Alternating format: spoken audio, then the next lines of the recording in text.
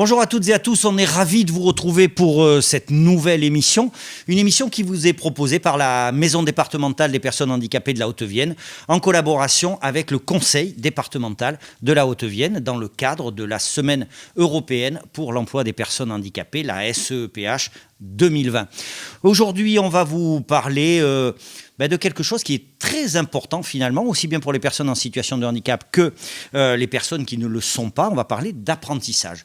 Alors effectivement, on est centré sur le handicap. On va voir quels sont tous les dispositifs, quelles sont toutes les actions qui permettent d'accompagner les jeunes en situation de handicap vers l'apprentissage et l'alternance avec nos invités. Jean-Pierre Boudou, bonjour. Bonjour. Jean-Pierre, on va se tutoyer, hein, tu travailles dans un IME, tu vas nous présenter un peu ce que c'est qu'un IME, qu'est-ce que vous y faites, quelles sont les équipes et comment vous accompagnez ces jeunes. À tes côtés, Antoine Duverneuil, comment ça va bien Antoine ? Très bien. Antoine, directeur de Cap Emploi Haute-Vienne. C'est bien ça. Fabrice Crespin. Bonjour. Vous allez bien ? Très bien. Fabrice Crespin, vous êtes directeur adjoint au CFA du Moulin-Rabot ? C'est exact, oui. Ouf, j'ai eu chaud, hein, j'ai cru que je m'étais trompé. Et Maud Gaden, conseillère en insertion professionnelle au sein du dispositif Plimoth. Alice Madoureau, je le répète à chaque fois, c'est elle qui a inventé toutes ces émissions. C'est la semaine pour l'emploi des personnes handicapées. Alice est référente insertion professionnelle au sein de la MDPH de la Haute-Vienne. Alice, quand tu as réfléchi à tout ce programme, l'alternance, c'était incontournable. Oui, ça s'est imposé puisqu'aujourd'hui, c'est un réel outil pour l'accès à la qualification de nos jeunes en situation de handicap. Et en effet, c'est une immersion complète dans les métiers, vraiment au cœur des métiers. Et ça peut être une alternative, en effet, sur une fin de scolarité, de pouvoir se tourner vers la qualification tout en étant immergé dans l'emploi. Jean-Pierre, on va commencer par le début. C'est normal qu'on commence avec toi. Tu travailles dans un IME. Tu vas nous expliquer ce qu'est un IME.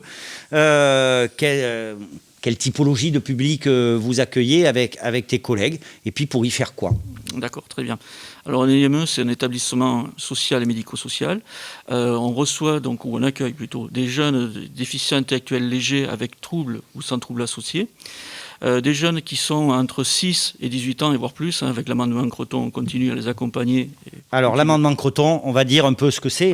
C'est simplement les jeunes, normalement en IME, sont accueillis jusqu'à 20 ans. Jusqu'à 20 ans. Et malheureusement, quand ils ne trouvent pas de place au-delà de 20 ans dans un établissement pour adultes, à ce moment-là, il y a moyen de prolonger leur prise en charge dans un institut médico-éducatif, un IME. Tout à fait.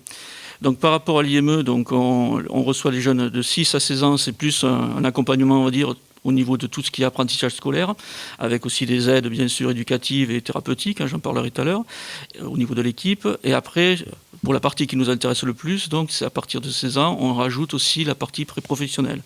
En sachant qu'on accompagne au sein de l'établissement au travers des activités pré-professionnelles, on a des ateliers sur site, et après avec des immersions et tout ça.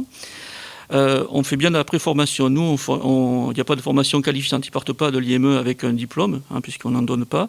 Mais après, on les accompagne sur leur parcours. Alors justement, je voulais rebondir là-dessus. Il y a toute cette partie éducation, enseignement, et puis à un moment donné, il faut travailler sur une projection. On le dit, on le répète, c'est pas parce que les jeunes sont en situation de handicap qu'on n'envisage pas l'emploi.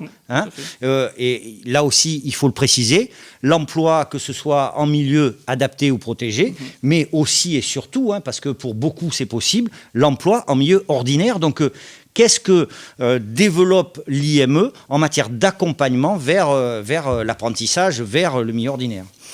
Alors, c'est vrai qu'au niveau de l'IME, pour les plus grands, on fait découvrir différents métiers. Donc, comme je disais, sur site, ou alors à travers d'immersions, au travers d'entreprises ordinaires, adaptées. Traditionnelles. Tout à fait, voilà. Après, c'est vrai que la majorité quand même de notre population va aller vers le milieu protégé, ESAT, vous en parlerez plus tard. Mais il y a quand même quelques situations qui peuvent repartir vers une formation qualifiante. Alors, de type ordinaire, ça peut être un CAP. On a travaillé en lien avec le lycée du Majambourg, avec d'autres lycées. On va en parler, il y aura un exemple. Ouais. Mais par contre, la plupart pour nos jeunes, ce qu'on trouve intéressant dans l'apprentissage, c'est qu'ils ont des difficultés scolaires. Là où ils sont particulièrement performants, c'est dans la pratique. Donc c'est vrai que l'apprentissage, pour nous, est un atout. Après, l'apprentissage, c'est pareil, c'est une rencontre avec maître d'apprentissage, et ils ont toujours besoin comme ça d'une personne référente. Ça structure un peu. Ouais, ça structure, et puis bon, l'apprentissage, souvent je dis, moi, c'est une rencontre. Voilà. Et au-delà de ça, même, on essaye de trouver des lieux d'apprentissage où plus tard, après, le parcours peut continuer. Voilà, parce que faire une formation qualifiante, très bien, mais quid après du travail. Donc voilà, l'idée, c'est quand même d'accompagner en essayant de sécuriser, entre guillemets, si je peux dire, le parcours.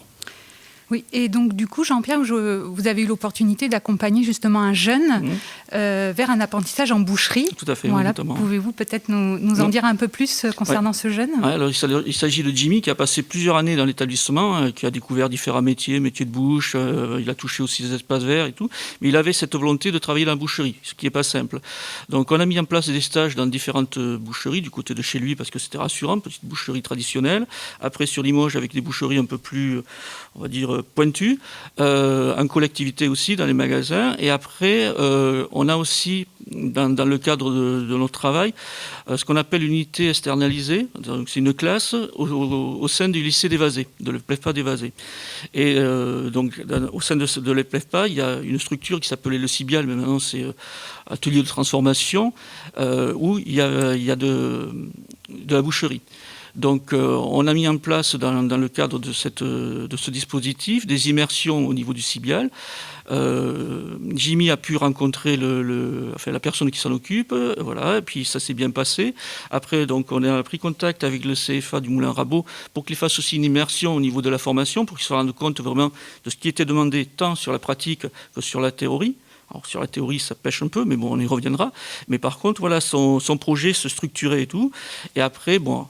Pareil, c'est comme je dis, c'est des rencontres, des partenariats. Le CIBIAL était intéressé pour former quelqu'un et tout. Donc voilà, petit à petit, ça s'est décanté, ça s'est mis en place. Jimmy a passé de plus en plus de temps au niveau du CIBIAL, voilà, et puis ça a débouché vers un contrat d'apprentissage. Alors, bien sûr, après un lien, un contact et tout, parce que c'est toujours quand même des montages un peu... C'est très individualisé. Ah oui, tout à fait. C'est très individualisé. Il faut tout prendre en compte, oui. Fabrice Crespin, vous allez nous le dire, vous êtes directeur adjoint donc, au CFA du Moulin Rabot. Est-ce que vous pouvez nous présenter brièvement votre établissement ?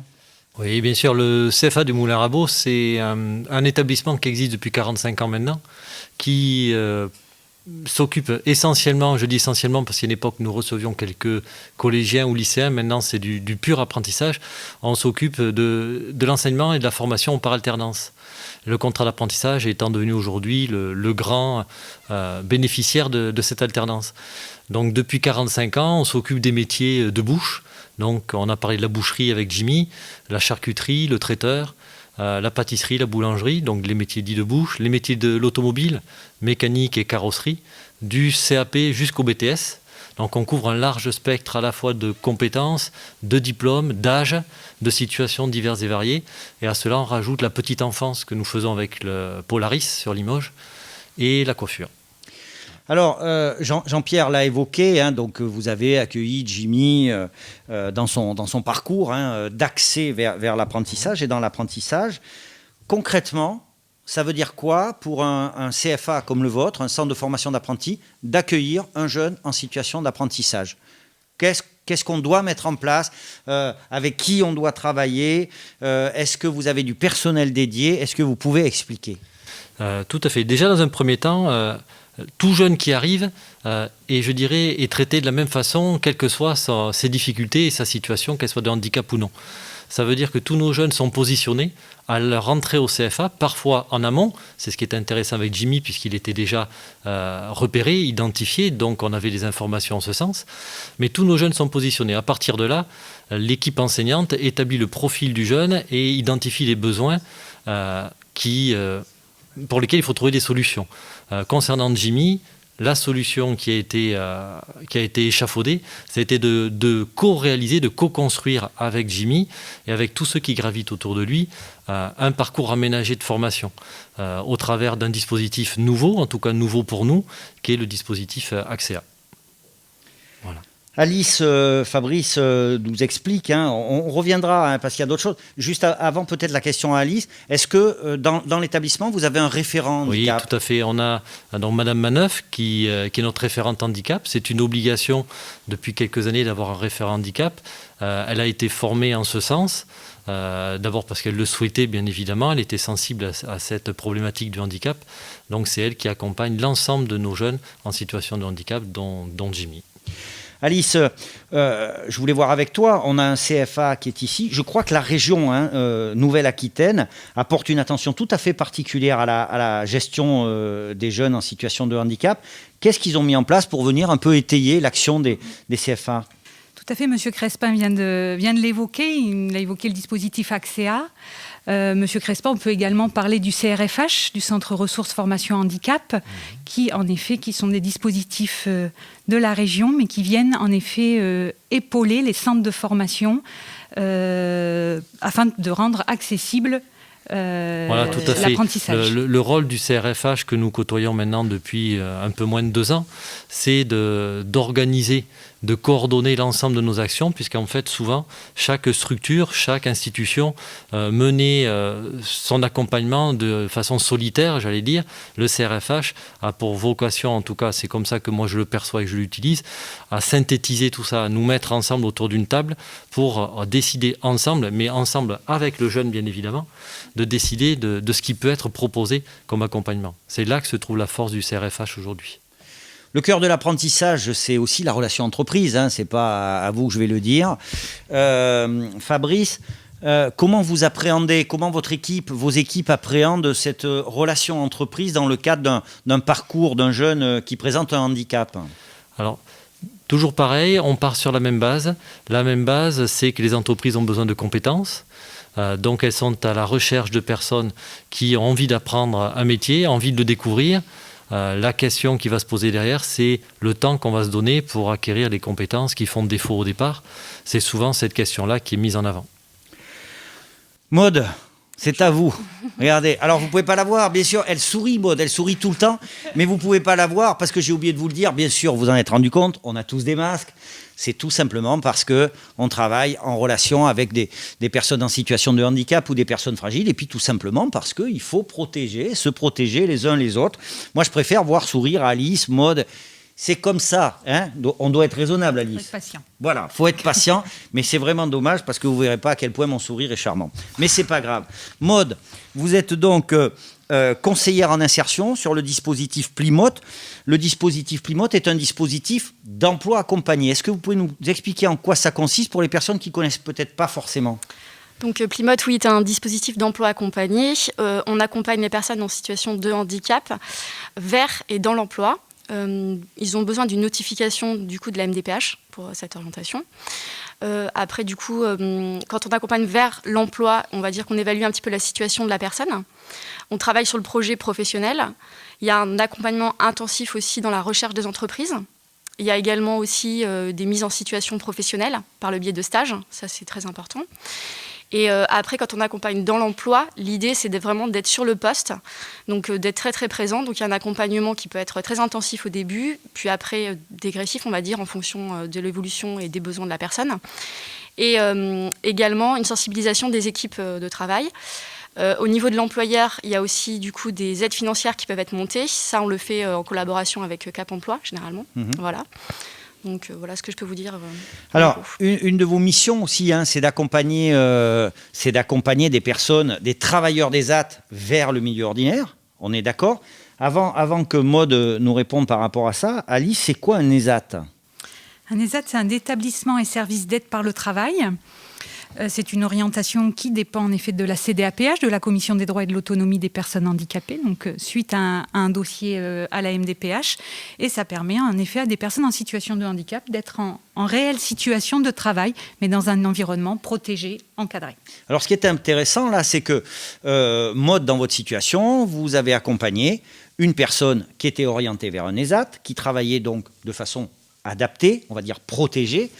Maintenant, c'est bien parce que cet exemple, il fait un peu évoluer, je trouve, les consciences. C'est-à-dire que dans le temps, on disait, tiens, on va aller en CAT ou en ESAT, et puis hop, c'est fini, jusqu'à la retraite. Pas du tout, Maude. Là, la situation de cette personne nous montre que l'ESAT peut être un tremplin vers le milieu ordinaire, notamment au moyen de l'apprentissage. Alors là, allez-y, n'ayez pas peur, sortez votre papier. Vous avez accompagné un jeune vers un apprentissage. Oui. Il n'a pas pu venir, mais vous avez son témoignage. Expliquez-nous donc, donnez-nous son témoignage d'abord, et puis venez nous dire de quelle façon vous avez œuvré avec vos collègues pour accompagner cette personne. Donc le témoignage, oui, de Michael. Donc il nous dit qu'il aime travailler dans cette entreprise car c'est familial.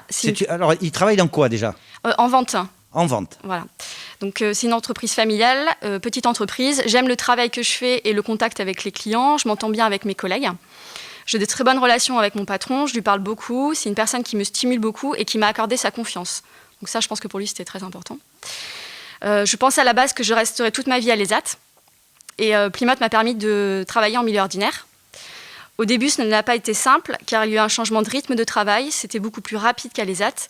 C'est parfois difficile de travailler en milieu ordinaire, mais malgré mes difficultés, cela m'a permis de voir que j'étais capable.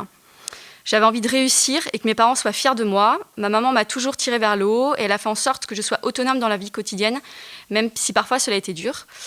Le contrat d'apprentissage m'a permis de me former sur mon poste et en même temps de suivre les cours au CFA. Au début, je ne me voyais pas aller au CFA, car je déteste les cours, sauf les maths et le sport. Mais assez rapidement, je me suis sentie à l'aise. Les professeurs m'ont motivée pour réussir et aider en adaptant certaines choses. Mon but était d'avoir mon CAP. Et donc, il finit par dire, si d'autres personnes ont envie de travailler en milieu ordinaire comme moi, il faut qu'ils tentent leur chance. Voilà, c'est un témoignage vachement intéressant, d'autant plus pour Alice. Il fait comme Alice, il adore le sport. Alice fait régulièrement des 100 mètres, des machins comme ça. Non, c'est un témoignage qui est extrêmement intéressant. Comment vous avez accompagné ce jeune depuis l'ESAT jusqu'à l'alternance ? En fait, ce jeune, il a eu un parcours IME. Jusqu'à ses 20 ans. Donc, au moment des 20 ans, il a eu une orientation en ESAT, donc il est rentré à cette ESAT. Et donc, très rapidement, il a quand même souhaité évoluer et a émis l'idée de vouloir justement sortir de l'ESAT et donc travailler en milieu ordinaire. Donc, l'idée, ça a été de l'accompagner vers ça. Donc, avec la mise en place de stages, donc prendre contact, alors déjà travailler sur son projet professionnel, ce sur quoi il avait envie d'aller. Et également après donc, le contact de certaines entreprises et la mise en situation professionnelle pour voir où est-ce qu'il en était exactement au niveau de ses capacités professionnelles. Une fois que ça a été quand même, on va dire, plus ou moins établi et que le stage s'était bien passé, il y a eu un stage de 15 jours, il y a eu un contrat d'apprentissage qui a été proposé à ce jeune. Donc du coup, on a pris contact avec des CFA. Donc en l'occurrence, il y avait le CFA de Limoges et celui de Guéret. Lui, son choix s'est plutôt porté sur celui de Guéret. C'était vraiment son choix à lui, parce qu'il trouvait que du coup, c'était peut-être un CFA qui était un peu plus petit et qui s'y retrouvait un peu plus, avec des plus petits effectifs. Donc voilà. Et du coup, nous, on a continué notre travail en partenariat avec le CFA, avec l'entreprise, avec des bilans réguliers, que ce soit au CFA ou en entreprise. Et à la fin, du coup, son contrat d'apprentissage s'est terminé cette année, en août 2020. Et il a eu la signature à la clé de son CDI, donc ce qui est vraiment positif, quoi. Voilà. Super. Mais Alice, on continue quand même l'accompagnement. Voilà. Même s'il y a le CDI, le but en fait, de Plymouth et de l'emploi accompagné, c'est que c'est un accompagnement durable. Durable auprès de l'employeur, c'est aussi important, du jeune et de l'employeur. Voilà. Très bien. Antoine, vous êtes directeur de Cap Emploi Hauts-de-Vienne. En quelques mots, pouvez-vous nous expliquer les missions de Cap Emploi ? Alors, Cap Emploi est un opérateur du service public de l'emploi. On a deux missions principales. La première est l'accompagnement vers l'emploi et la seconde, l'accompagnement dans l'emploi. Pour accompagner, sur la partie accompagnement vers l'emploi, nous accompagnons des demandeurs d'emploi orientés vers le milieu ordinaire de travail dans leur projet d'évolution ou de transition professionnelle et à accéder à l'emploi. Nous accompagnons aussi les employeurs qui souhaitent recruter une personne en situation de handicap. Donc nous intervenons en entreprise pour qualifier les offres d'emploi et trouver des personnes qui correspondent à leurs besoins. Et sur la partie dans l'emploi, nous intervenons auprès des employeurs, des salariés et agents de la fonction publique ou des travailleurs indépendants pour les maintenir à l'emploi. Parce que l'objectif aussi est de pouvoir préserver son emploi plutôt que d'être licencié pour inaptitude. Le cas échéant, on les accompagne à un projet de transition professionnelle dit externe à l'entreprise. Voilà les grandes missions du Cap Emploi. Et donc on l'a dit, l'alternance c'est un des leviers de l'emploi. Pouvez-vous nous citer justement les mesures incitatives qui ont pu être mis en place pour favoriser l'apprentissage. Alors, une petite précision, d'ailleurs, pour l'accès aux formations d'alternance, il n'y a pas de condition d'âge pour des personnes en situation de handicap. C'est important à dire. Oui, trop souvent, on parle de jeunes, Oui. et là, il n'y a pas de condition C'est d'âge. vrai. Aujourd'hui, sur la Haute-Vienne, 10% des demandeurs d'emploi sont reconnus en situation de handicap, donc potentiellement, il y a 10% des personnes qui peuvent accéder à un contrat d'alternance. À 30 ans. 30 ans, on peut. À partir de Voilà, 30 c'est important. ans, Donc c'est jusqu'à important de le 40 dire. ans, 50 ans, C'est un bon. voilà, Un bon Ouais. Et alors justement, hein, le gouvernement, depuis longtemps, hein, se bat sur l'apprentissage. C'est un levier. Hein. Et concrètement, ils ont mis en place des mesures incitatives dans le champ du handicap. Qu'est-ce que peut-être des aides auprès des employeurs, Notamment dans le cadre du plan de relance, ils ont mis en place une aide pour la première année du contrat qui est de 5 000 € pour des apprentis de moins de 18 ans et de 8 000 € pour des apprentis de plus de 18 ans. Je peux conseiller tout à chacun de consulter le portail de l'alternance avec un simulateur qui permet de détailler vraiment toutes les aides qui existent parce qu'il y a de nombreuses caractéristiques entre la taille de l'entreprise, l'âge de l'apprenti, le diplôme préparé. Donc voilà, j'incite chaque personne, chaque employeur à le consulter, mais aussi les personnes qui souhaitent s'orienter vers l'apprentissage, parce que ça va pouvoir répondre à leurs questions. Voilà, combien vais-je toucher par mois, par exemple. Voilà. Et ensuite, il y a des aides dites de droit spécifique qui ont été mises en place, notamment par la GFIP, une aide qui varie entre 1 000 et 4 000 € en fonction de la durée du contrat, qui est proratisée.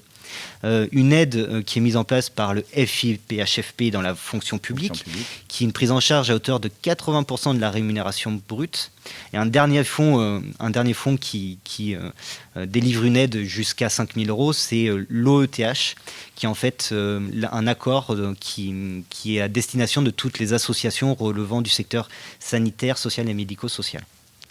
Voilà, ben c'était plutôt complet ça, Alice. Hein, Je suis enchantée. hein, on le dit, merci beaucoup, merci Jean-Pierre, merci Antoine, merci Fabrice, merci Maude et merci Alice. On va le dire en conclusion, une fois de plus, on peut envisager pour une personne handicapée, en situation de handicap, l'insertion en milieu ordinaire. Tous les acteurs qui étaient présents ici, mais d'autres, hein, la mission locale, Pôle emploi, l'ensemble hein, du service public de l'emploi, les IME, les opérateurs du médico-social, travaillent pour que chacun puisse mettre en valeur ses compétences et les exploiter dans le champ de l'emploi. Alice, on est d'accord ? On est d'accord. Eh bien, si on est d'accord, on dit au revoir et on dit à très bientôt. Merci. Au revoir. Merci à vous.